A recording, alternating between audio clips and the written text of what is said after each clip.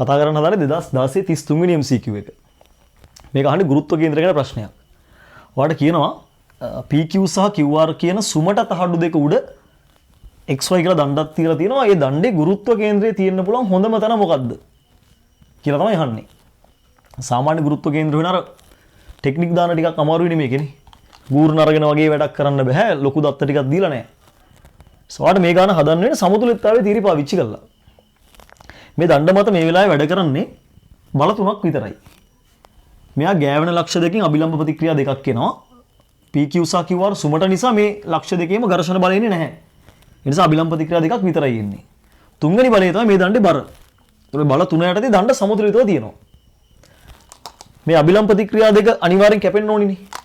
මේ ලක්ෂ්‍ය මත දින අභිලම්බ ප්‍රතික්‍රියාව සහ මෙයාගේ අභිලම්බ ප්‍රතික්‍රියා දෙක සමාන්තර වෙන නිසා අනිවාර්යෙන් කැපෙනවා. ඒතර මේ බල දෙක ආනත බල දෙකක්.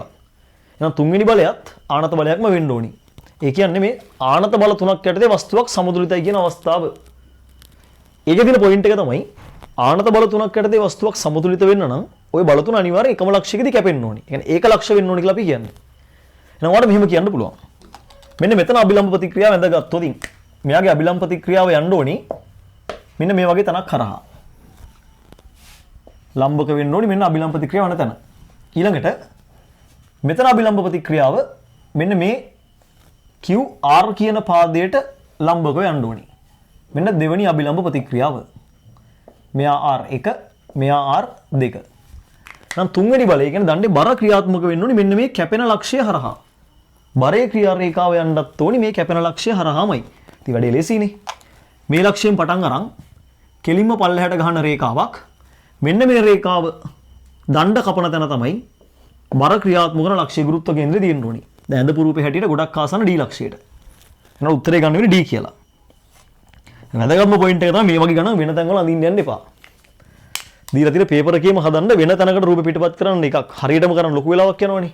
ඉතින් වැරදිට කරොත් උත්තරේ වරදිනවා. ඒ නිසා හොඳම වැඩේ පේපර් එකේ තියෙන රූපේ විනාශ කරගන්න නැතුව මේ රේඛා දෙක පේපර් එකේම හරියට අඳින්න ඕනි. අඩිරුල පාවිච්චිලා ගන්න පුළුවන් ගන්නට. ලම්බක රේඛා දෙක. ගැහුවා දෙන්න කැපෙන තැන නම් කෙලින්ම පල්ලෙහාට රේඛාවක් ගැහුවා. ඔයාලට ලක්ෂ්‍ය අනිවාර්යෙන් ඉතා ආසන්න ලක්ෂ්‍ය එනවා. යව ගන්න. ඒතර D තමයි උත්තරේ වෙන්නේ. දීලා තියෙන උත්තර වලින් D තියෙන්නේ 4 වෙනි උත්තරේ. එහෙනම් උත්තරේ වෙන්න ඕනි අංක 4. 33 වෙනි ප්‍රශ්නට උත්තරේ අංක 4 වෙන්න ඕනි.